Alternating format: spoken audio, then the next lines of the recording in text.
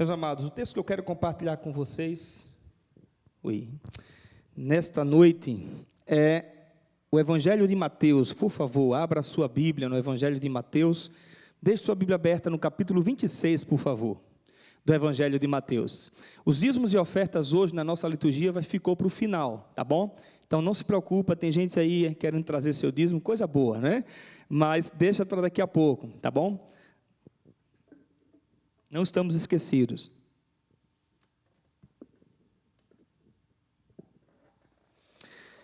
Mateus, então, 26, diz assim a palavra do Senhor. Versículo 17 a 19, e depois nós vamos dar um pulo para o 26 ao 30, tá bom? Então, primeiro, Mateus 26, 17 a 19, diz assim: No primeiro dia da festa dos pães sem fermento, os discípulos dirigiram-se a Jesus e lhe perguntaram: Onde queres que preparemos a refeição da Páscoa? Ele respondeu dizendo que entrassem na cidade, procurassem um certo homem e lhe dissessem: O mestre diz, o meu tempo está próximo. Vou celebrar a Páscoa com os meus discípulos em sua casa. Os discípulos fizeram como Jesus os havia instruído e prepararam a Páscoa. Então, agora versículo 26. Versículo 26 agora. Diz assim então: Enquanto comiam, tomou Jesus um pão, abençoando-o, partiu, deu aos discípulos, dizendo: Tomai e comei, isto é o meu corpo. A seguir, tomou o cálice, e tendo dado graças, deu aos discípulos, dizendo: Bebei dele todos, porque isto é o meu sangue, o sangue da nova aliança derramado em favor de muitos, para a remissão de pecados.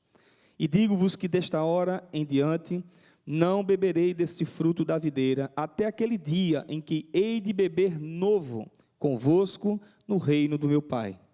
E tendo cantado um hino, saíram para o monte das oliveiras. Antes de orar com vocês, por esse tempo, juntos de compartilhar a palavra, eu quero reforçar o versículo 17, a pergunta que os discípulos de Jesus fizeram para Jesus. A pergunta foi: onde queres que preparemos a refeição da Páscoa?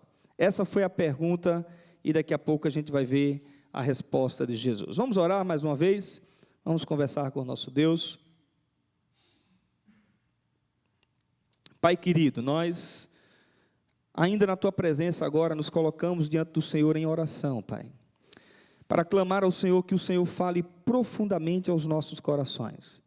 Somos gratos, ó Deus, nos dias de hoje. Hoje é um culto de alegria, hoje é um culto de festa, não que todos os domingos não sejam, mas, ó Deus, na história, nós lembramos, ó Pai, do que o Senhor Jesus fez por nós na cruz do Calvário.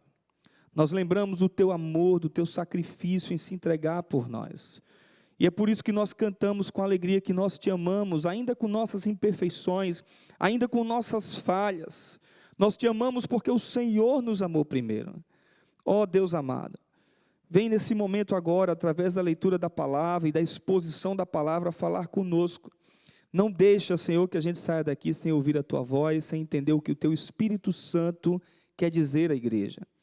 Também clamo mais uma vez ao Senhor, ó Pai, como todos os domingos eu clamo a Ti, ó Deus, que a gente não saia daqui como aqueles que escutam e vão embora, mas não são praticantes da Tua palavra. Ó Deus, nos faz praticar a palavra do Senhor e vivê-la dia após dia, em nome do Teu Filho amado Jesus.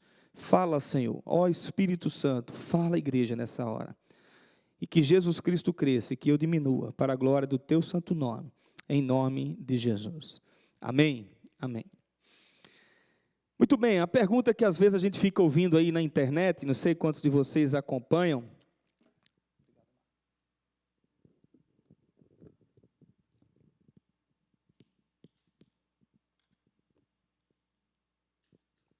a pergunta é: nós celebramos a Páscoa? Nós cristãos evangélicos celebramos a Páscoa? Que tipo de Páscoa nós celebramos? Eu vou responder dizendo assim: sim e não. E vou explicar por quê. Primeiro eu quero começar pelo não. Eu quero dizer em primeiro lugar para nós aqui hoje, que nós não celebramos essa Páscoa religiosa que nós vemos na sociedade hoje, de uma herança medieval, em que é cheia de tradições e de misticismos, mas principalmente sincretismo religioso. Essa Páscoa a gente não vive ela, a gente não pratica ela. Se tornou uma festa praticamente popular. A gente tem hoje, por mais que a gente fale assim, mas o importante é que a mensagem está indo. Ok, muito bom isso. Mas parece que aquilo não toca, não mexe. As pessoas estão sempre lembrando desse dia apenas como um feriado, apenas como um encontro de família, o que não tem nada demais, é maravilhoso a gente se encontrar com a família para almoçar junto. Hoje a gente fez um café da manhã da ressurreição lá em casa, não é? E a gente esteve junto ali relembrando o sacrifício de Jesus. Mas esse tipo de Páscoa que a gente tem visto por aí fora, cheio de religiosidade, é interessante que passa-se o período do carnaval, né? E aí na quarta-feira, depois de todo mundo cair na carne, fazer o que não deve, o que não é orientado pela palavra de Deus, vem então para lavar os pés e aí se purificar. Passa mais 40 dias, a chamada quaresma, né?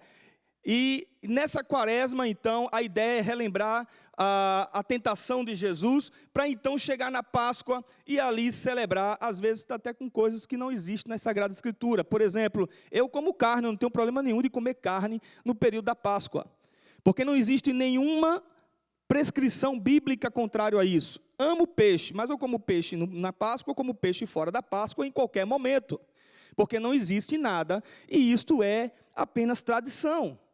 Essa Páscoa a gente não celebra.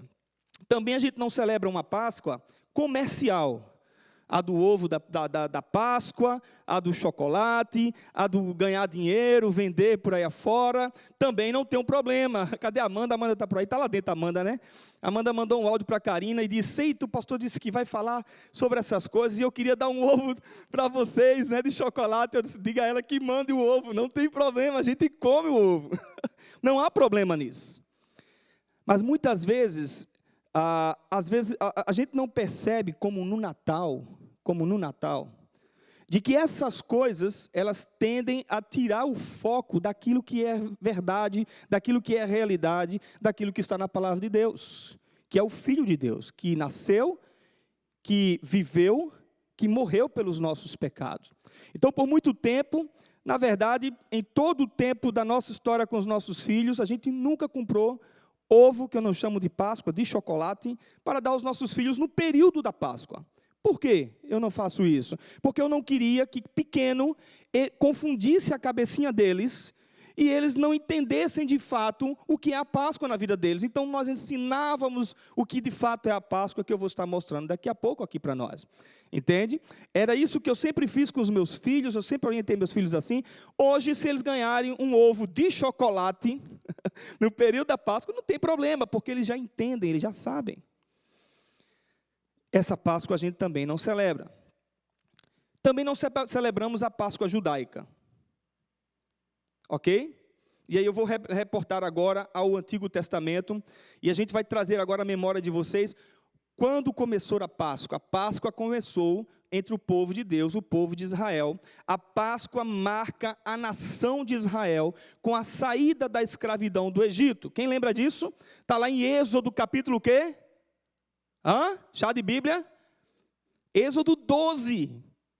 Êxodo capítulo 12, nós temos então a última praga que Deus dá ao Egito, porque Deus disse ao faraó: deixa sair meu povo. O coração endurecido não deixou, veio 1, 2, 3, até a 10ª praga, e ele endurecido. E quando chegou então a 10ª praga, que era a morte dos primogênitos, dos primeiros filhos, Deus então ali estabelece com o seu povo o ritual da Páscoa, o memorial da Páscoa.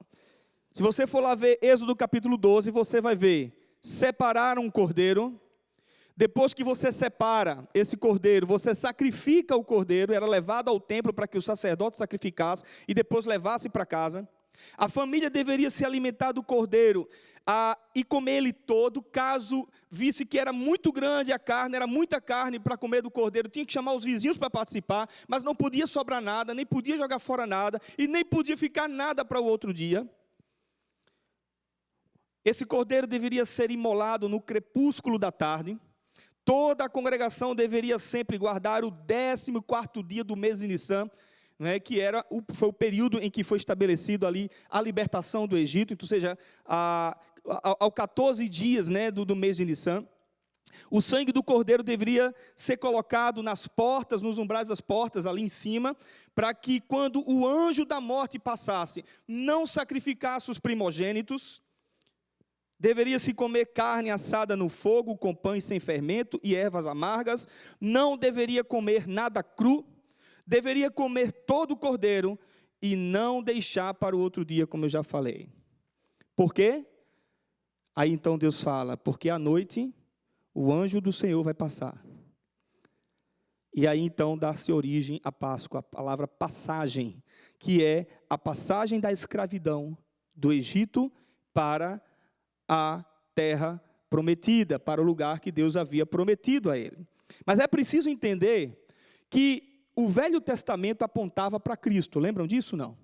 Todo o Novo Testamento, ele vem depois do Antigo, ou seja, a Antiga Aliança e a Nova Aliança, elas se completam.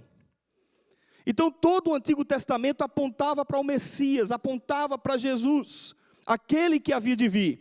Então a escravidão do Egito representava a nossa escravidão do pecado. Moisés, como libertador, representava Cristo, como aquele que viria libertar o homem do pecado. Separar o cordeiro macho e sem defeito representava o Deus que separa o próprio Filho na eternidade para vir e morrer pelos nossos pecados. O cordeiro era Cristo. Representava Cristo, o Cordeiro de Deus que tira o pecado do mundo. Sacrificar o cordeiro era o sacrifício de Jesus, ele iria morrer e se entregar por nós. O sangue do cordeiro na porta para livrar da morte é o sangue de Cristo, que quando está sobre nós, quando está cobrindo os nossos pecados, nós não herdaremos a morte eterna que desde Adão aconteceu. Nós teremos a vida eterna, nós ganhamos a vida quando nós somos cobertos pelo sangue de Jesus Cristo. O anjo da morte representa a justiça de Deus contra o pecado, porque nada passa impune aos olhos de Deus. E a libertação da escravidão do Egito, rumo à terra prometida, era a nossa escravidão do pecado, e agora estamos livres para viver com Cristo eternamente a terra prometida que se chama a presença de Deus, o céu. Mas eu disse no início que nós não celebramos essa Páscoa. Vocês lembram ou não? Não celebramos uma Páscoa religiosa, cheia de tradições, que às vezes não toca na alma. Não celebramos uma Páscoa secular, que tem um foco de comércio e tirar o foco de Cristo, mas também não celebramos a Páscoa dos judeus. Sabe por quê, queridos? Porque nós não precisamos mais dessas representações e desses rituais. Você está entendendo agora? Nós não precisamos mais dessas cerimônias. Todas elas eram a representação daquilo que havia de vir. Na teologia a gente entende assim, era a representação daquilo que iria acontecer. Então nós não precisamos mais sacrificar animais. Nós não precisamos mais de sumo sacerdote, ou seja, a gente não precisa trazer nada disso para nós mais. Mas muitas igrejas hoje em dia, elas tentam trazer isso, e aí mais igrejas evangélicas, trazer certos rituais. É a bandeira de Israel no templo da igreja, é a estrela de Davi, é a roupa que o cara coloca como se fosse... Gente, não precisa mais nada disso. Jesus Cristo já veio, Ele já pagou o preço por nós. Você está entendendo? Deus usou aquela nação, Deus usou aquele povo, abençoou como abençoa até hoje a nação de Israel, mas não tem nada de especial naquele povo, a não ser aqueles que entendem Jesus Cristo como Messias prometido, como eu e você entendemos. Jesus veio toda referência a Jesus já se cumpriu. Ele é a Páscoa, e é isso que a gente vai observar no texto que nós lemos agora. O que é que nós de fato então celebramos? Se eu não observo a Páscoa secular, religiosa e judaica, que tipo de Páscoa nós cristãos, que temos a nova aliança, junto com a velha aliança, e que Jesus então mostra que tudo aquilo que aconteceu lá de orientação dada ao povo de Deus, era aquilo que estava acontecendo naqueles dias, e que ele cumpriu tudo, e que não precisa mais desses sacrifícios. O texto então vai mostrar para a gente, nós celebramos, sabe que Páscoa? Nós celebramos a morte, a ressurreição de Jesus. Nós celebramos aquilo que Jesus instituiu, que é a representação da morte e da sua ressurreição, que é a mesa do Senhor, é a Santa Ceia. É isso que nós celebramos na Páscoa. Quando nós partimos o pão e bebemos o cálice, nós estamos nos alimentando espiritualmente do corpo e do sangue de Cristo, nós estamos nos unindo a Cristo, e nós estamos então anunciando a morte do Senhor, até que Ele venha. Essa é a nossa Páscoa. Então, meus amados irmãos, a maneira deixada por Cristo foi essa.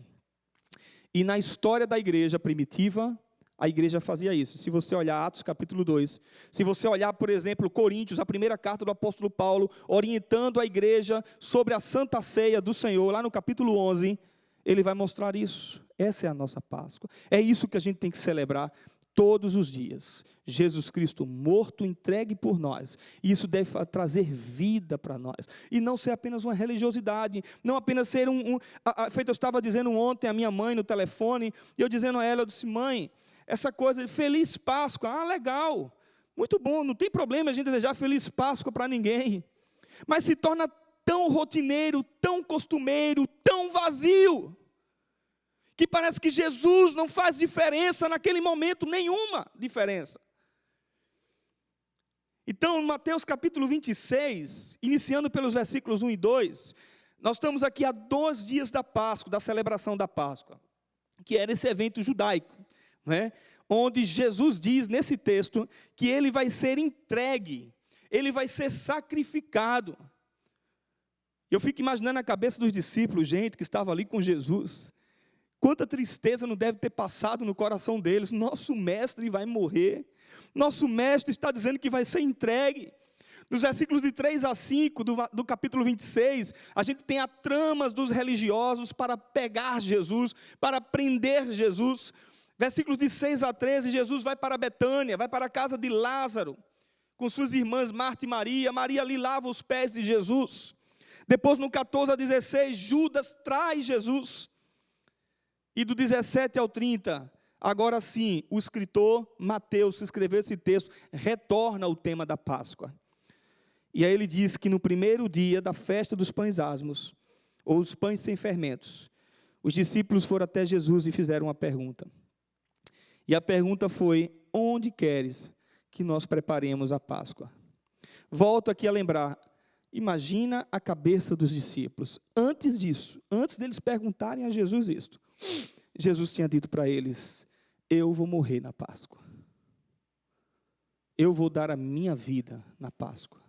Você imagina, irmãos, como estava a cabeça desses discípulos? Talvez eles estavam pensando assim, bom, é o nosso último momento com Ele. É o nosso último tempo que nós vamos ter com Ele. Então, Jesus, onde o Senhor quer que a gente prepare a Páscoa? E aí, queridos, isso era cultural. Eles estavam realmente ali fazendo aquilo que todos os anos, todo judeu, inclusive Jesus Cristo fazia. Relembrar a saída da escravidão. Eu não preciso relembrar a saída da escravidão do Egito, mas eu celebro a saída da escravidão do pecado. Mas Jesus aqui, os seus discípulos, e eles estavam querendo relembrar a saída da escravidão. Isso era comum lá no dia 14, como eu falei, está lá em Levítico 35, né? Centenas de sacerdotes sacrificavam milhares de cordeiros em forma de memorial.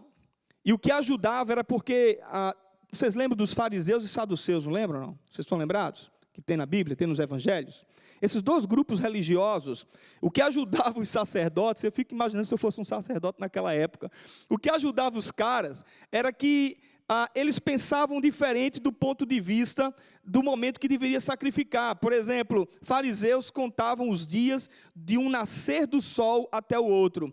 Os saduceus de um pôr do sol ao outro, totalmente diferente da interpretação um do outro. Então isso facilitava para não congestionar muitos cordeirinhos sendo sacrificados naquele dia. E não ia ter sacerdote suficiente para sacrificar. Então, quando eles estão dizendo assim a Jesus, Jesus, onde o Senhor quer que a gente prepare a Páscoa? Ele estava dizendo assim, a gente precisa pegar lá o cordeiro que a gente já separou, para levar lá. Qual é o local que o Senhor quer que a gente vai arrumar a mesa, vai preparar a mesa, vai arrumar a casa, vai deixar ela toda pronta para ceiar com o Senhor.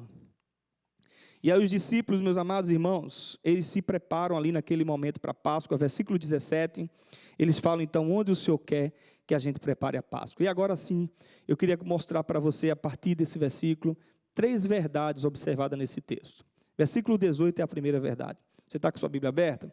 Diz assim, ele respondeu dizendo que entrassem na cidade, procurassem um homem e lhe dissessem, o mestre diz, o meu tempo está próximo.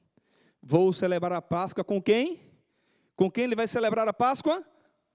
Com os seus discípulos. Primeira verdade que a gente olha para esse texto, meu amado irmão, é que Jesus ordena os seus discípulos a preparar a Páscoa e diz que vai estar com eles no momento da Páscoa. Jesus não ignora esse momento. Jesus não deixa esse momento de lado, a tradição, entenda, quando eu falei antes sobre religiosidade, eu não estou criticando tradição por criticar, não é isto, eu estou somente dizendo que ela tem que ter vida na sua vida, tem que fazer a diferença na sua vida. Jesus não rejeita aquele momento como um bom judeu. E aí então, ele, sendo judeu, ele comemora, mas sendo Deus, ele queria que aquele momento, de fato, que acontecesse, para que ele pudesse estabelecer a verdadeira Páscoa. E ele mostrar aos seus discípulos, e mostrar à igreja, mostrar a mim e a você, que tudo aquilo, lá atrás, foi representação do que ele iria fazer na cruz do Calvário por nós. E aí, meus amados irmãos, Jesus não ignora esse momento, pelo contrário, ele aproveita aquela oportunidade, ele aproveita aquele momento para dizer, eu vou morrer na Páscoa, eu vou dar a minha vida por vocês na Páscoa. E ele dá então as coordenadas para os discípulos. Vão a tal lugar, fale para o dono da casa que o mestre precisa daquela casa e que eu vou comemorar a Páscoa porque meu dia está chegando, o meu tempo está findando e eu vou comemorar a Páscoa com os meus discípulos. Ele diz, onde seria o local? E eu penso, irmãos, que Jesus não estava querendo um espaço, um local, apenas para comer uma refeição de memória de saída de escravidão. Não. Jesus queria estar ali com seus discípulos em forma de culto a Deus. Jesus queria estar ali com seus discípulos espiritualmente, mostrando, eu vou libertar vocês. O cordeiro principal, verdadeiro, vai morrer por vocês. E vocês vão deixar de ser escravos do pecado. Na hora da celebração, diz o texto que eles cantam um hino, dando uma ideia ali de um momento de reverência, de um momento de adoração a Deus, de busca a Deus. Quando ele parte o pão, o cálice, entrega o cálice, eles cantam uma canção de louvor a Deus. E ali ele institui então uma celebração que ficaria para a vida da igreja. Toda a história da igreja, essa celebração foi mantida até os nossos dias. Fazer isto sempre em minha memória. Então ele ministra a ceia do Senhor. Versículo 19, segunda verdade. Os discípulos fizeram como Jesus os havia instruído, prepararam a Páscoa. Os discípulos fizeram tudo o que ele disse para fazer. Primeiro eles vão ver o local, depois eles preparam o ambiente, depois eles obedecem tudo que Jesus havia dito, e o detalhe do texto é que eles ainda estavam no processo de entender que Jesus era a Páscoa. Eles ainda não tinham entendido completamente o que é que Jesus veio fazer, irmãos. Imagina, por exemplo, Judas Iscariotes, ali no meio deles, um revolucionário, um cara de uma origem política, religiosa, revolucionária, que matava em nome da sua nacionalidade, das suas crenças, e que esperava um novo Davi, um novo rei de Israel, para libertar eles da escravidão e do domínio de Roma. Aí agora, o mestre dele diz: eu vou morrer. Como assim, Senhor? O Senhor não veio fazer uma revolução? O Senhor não veio fazer uma revolução contra Roma? Tu és o novo Davi. Na minha cabeça era isso que se passava na mente de Judas. Não estou aqui levantando bandeira a favor de Judas não, tá, irmãos? Mas é só para você entender o contexto histórico. Eles ainda não tinham entendido, todos eles ainda não tinham entendido de fato que Jesus era a representação perfeita e definitiva da Páscoa. Era Jesus Cristo. Mas eles obedecem.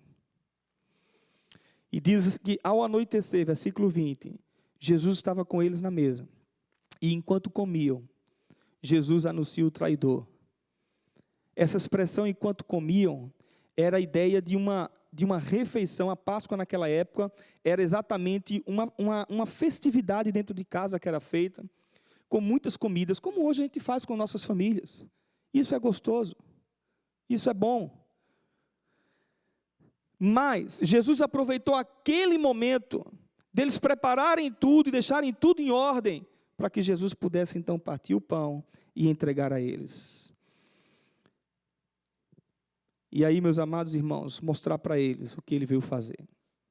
Terceira verdade do texto.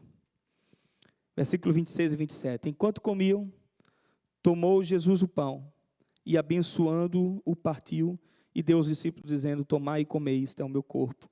A seguir, tomou um cálice, tendo dado graças, o deu aos discípulos, dizendo: bebei dele todos. Primeira verdade no texto, Jesus ordena que seus discípulos preparem a Páscoa, e diz: eu vou estar com vocês. Segunda verdade do texto, os discípulos fazem tudo o que ele disse, obedecem. Terceira verdade do texto, Jesus agora, definitivamente, ele não espirrou, tá, gente? Definitivamente, Jesus dá sentido à verdadeira Páscoa. E aí, então, ele mostra aos seus discípulos, ele toma o pão e diz que aquilo é a representação do corpo. Ele toma o cálice e diz que aquilo é a representação do sangue. E aqui, irmãos, nós não cremos daqui a pouco, quando nós formos ceiar, nós não cremos naquilo que o romanismo fala, que na hora da ceia, na hora do nosso momento de Eucaristia, esse pão, ele literalmente se transforma no corpo de Cristo. E esse sangue, esse vinho, ou esse cálice, ele se transforma literalmente no sangue de Cristo. Nós não entendemos assim biblicamente. Não há transubstanciação, é uma substância, é pão e vinho. Também não entendemos como os luteranos que dizem assim que é consubstância, ou seja, eles dizem que na hora ali, de fato, é um pão e um vinho, mas de forma mística, de forma misteriosa, Jesus se faz presente ali. Também não entendemos assim. Nós entendemos aquilo que toda a igreja reformada entende, que pão é pão, suco é suco, ou se for vinho é vinho. Não muda. É a mesma coisa. Nós não vemos nada de diferente. A única diferença que nós vemos é que Cristo espiritualmente está aqui conosco. Na hora que nós tomamos o pão, na hora que nós bebemos o cálice, irmãos, nós estamos comungando, nós estamos nos alimentando do momento espiritual do que Cristo fez por nós na cruz do Calvário. É disso que nós fazemos. E depois então ele diz que é para comer e beber o pão e o cálice. E quando a gente faz isso, a gente se une com ele. Nossos pecados são perdoados, até porque a ceia do Senhor, como sacramento, é um meio de graça. E nós, então, nesse momento, somos perdoados, somos purificados, mas principalmente nós relembramos o que Jesus fez por nós, em memória de mim. Mas não só isso, ele disse ainda, faça isso todas as vezes em minha memória, porque todas as vezes que vocês fazem isso, vocês estão o quê? Anunciando a minha morte até que eu volte. Então, todas as vezes que nós tomamos o pão e bebemos o cálice, celebramos a Páscoa, e nós estamos aqui nesse momento dizendo, Jesus Cristo veio a esse mundo para morrer pelo meu e pelo seu pecado. Primeira verdade, vou relembrar, Jesus ordena aos seus discípulos para preparar a Páscoa e diz, eu vou estar com eles. Segunda verdade, os discípulos fazem tudo o que ele diz. Terceira verdade, ele definitivamente, ele estabelece de fato o que é a Páscoa. Ou seja, um dia eu e você estávamos mortos em nossos delitos e pecados. Desde Adão, nós nos afastamos de Deus. Mas Deus, na sua graça e infinita misericórdia, deu a vida por nós. E a morte não passa mais sobre a vida daqueles que de fato reconhecem Jesus Cristo como Senhor e seu Salvador. A morte não tem mais domínio. Nós somos novas criaturas. As coisas velhas se passaram e tudo se fez novo na nossa vida. Não tem mais morte, porque Ele nos deu a vida eterna. Porque na antiga aliança, todo esse sacrifício era temporário. Todo sacrifício era temporário. Ou seja, era preciso um cordeiro para perdão dos pecados, para sacrificar e derramar um sangue. Era preciso de um sumo sacerdote para que ele pudesse levar as nossas orações diante de Deus. Era preciso de um véu que separava o lugar santíssimo das pessoas. E a gente não podia entrar na presença de Deus.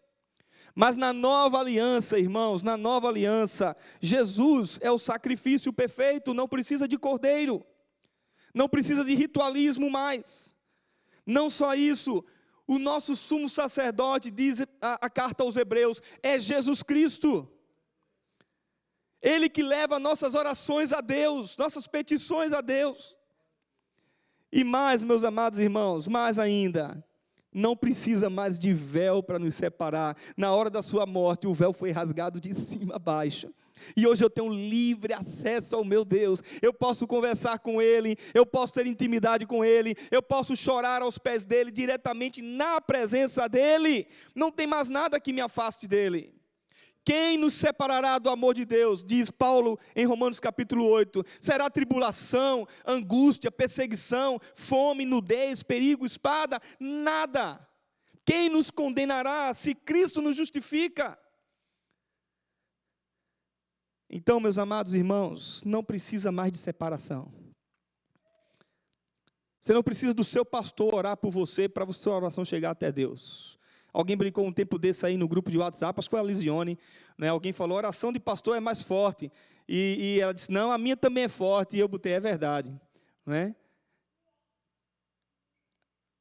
Não há diferença na minha oração para a sua. Clama a Ele, vive para Ele, se relaciona com Ele. Porque agora não tem mais véu separando. Você entende isso? Mas ele ainda diz assim no texto, essa é a nova aliança derramada no seu sangue, no meu sangue, em favor de muitos. Quem são esses muitos? São aqueles a quem ele separou para ser dele. Aqueles a quem ele escolheu, conforme lá o apóstolo Paulo escreve a carta de Éfeso. E nos escolheu, e nos elegeu, e nos predestinou, destinou antes para sermos filhos e filhos por adoção. Ou seja, Ele se entregou por nós. Versículo 29 agora.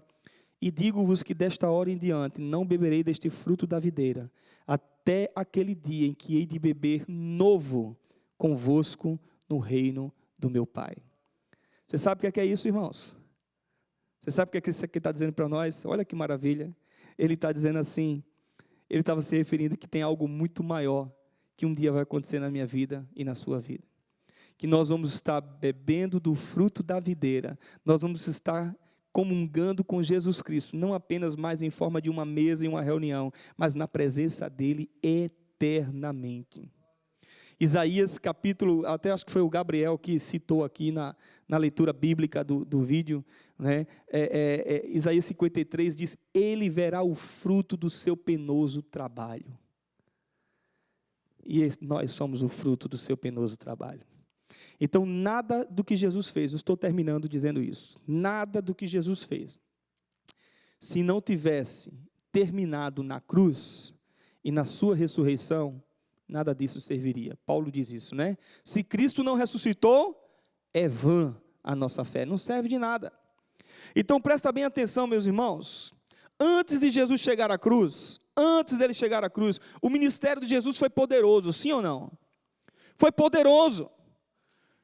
Ele deu vista aos cegos, ele fez surdos ouvirem, mudos falarem, ele fez coxos andarem. O ministério de Jesus foi poderoso, ele ensinou, ele pregou, ele exortou, ele demonstrou o seu amor por aqueles que eram mais desprezados pela sociedade, como por exemplo a prostituta. Ele amou, ele teve compaixão. Lá em Mateus capítulo 9, diz que Jesus, ele estava andando por todos os lugares, cidades, povoados, viu a multidão e disse assim, são ovelhas que não têm pastor. E diz, ele se compadeceu das ovelhas. E ainda disse assim, elas estão aflitas e exaustas porque não têm pastor. Não é que elas têm pastor Williams, não. As pessoas estão indo atrás de pastores por aí afora. Vive na internet atrás de pastores. Você precisa do sumo pastor, do maior pastor, que se chama Jesus Cristo. Ele é o nosso pastor. Então o ministério de Jesus foi poderoso, irmãos. Poderoso, mas nada do que ele fez teria valido a pena se não tivesse concluído na sua morte. Porque a morte e a ressurreição de Jesus é a Páscoa, é a passagem das trevas para a luz, do inferno para a presença de Deus eterna. Essa é a verdadeira Páscoa. E aí, muitos preparam uma Páscoa que não é uma Páscoa ensinada por Jesus. Feriado, superstição, religiosidade. Muitos fazem como os judeus que gritaram em determinado momento, hosana nas alturas, bendito que vem em nome do Senhor. E depois os mesmos disseram, crucifica-o, crucifica-o.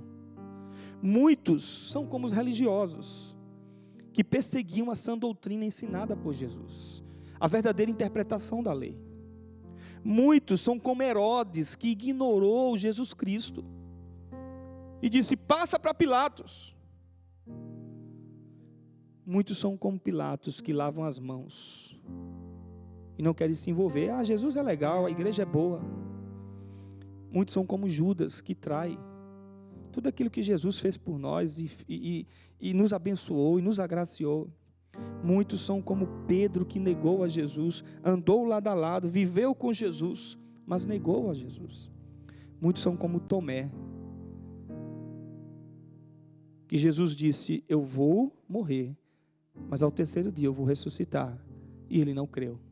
Muitos não creem na ressurreição de Jesus.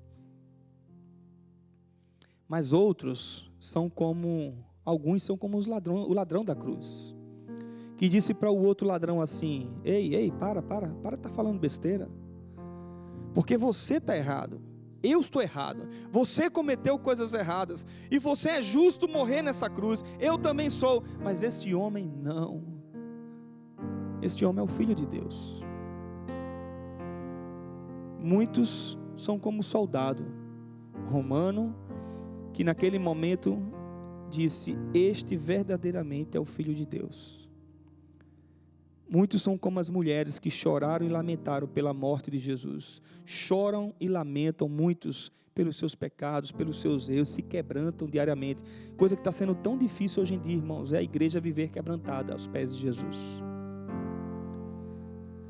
Muitos são como os discípulos que erraram, que falharam, que pecaram, mas que depois entenderam quando Jesus morreu e ressuscitou e subiu aos céus. Eles viveram para Jesus e eles deram a vida por Jesus, pregaram o Evangelho. E muitos ainda são como eu e você que estamos hoje aqui, servindo esse Jesus e entendendo o sacrifício que Ele fez na cruz do Calvário por nós. Então preste bem atenção. Deus não quer religiosidade nesta vida. Deus não quer que você se relacione com Ele somente por precisar dEle. Deus quer intimidade minha e sua com Ele. E Ele deu a vida pelos nossos pecados para que a gente pudesse ter acesso a Ele. Então o que Ele está nos ensinando hoje é: não faça desse momento, desse ritual, desse memorial, na verdade, não faça desse momento uma coisa costumeira, mas se quebrante na presença de Deus. Que todos os meses de abril, fica ali março e abril, né? Quando houver a Páscoa, lembra que você não precisa de nada de rituais, você não precisa fazer nada de tradição, que não seja aquilo que esteja nas Escrituras Sagradas, aquilo que Cristo instituiu, que é: este é o meu corpo, oferecido por vós, este é o meu sangue, oferecido por vós, tome e coma. E Ele disse também que ia celebrar a Páscoa conosco, que Ele ia dar a vida por nós na cruz do Calvário. Essa é a nossa Páscoa. Entende? Vamos orar? Queria que alguém pudesse comunicar às crianças lá atrás que é importante elas já irem se organizando para elas virem para cá.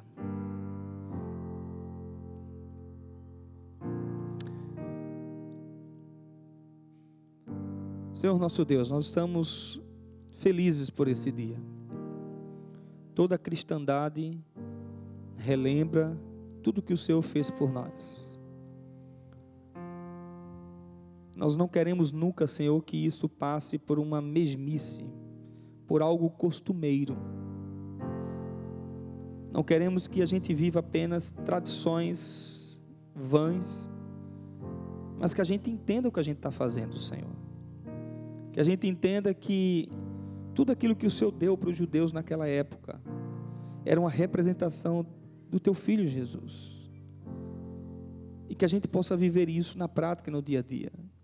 Como, ó Deus, nós podemos viver, Pai, essa Páscoa e viver isso todos os dias? Não temos dúvida, Senhor, que é vivendo para Ti, que é amando o Senhor, que é se doando para Ti, que é se entregando para o Senhor e vivendo uma vida que agrada ao Senhor, deixando tudo aquilo que não Te agrada para trás, para viver uma vida de comunhão contigo, Pai. Ó Deus, que a gente se prepare para esse momento, que seja um tempo de reflexão, seja um tempo de confissão, mas que seja um tempo de alegria. Louvado seja o Teu nome, porque Jesus Cristo não ficou na morte. Em nome de Jesus. Vamos ficar em pé, queridos?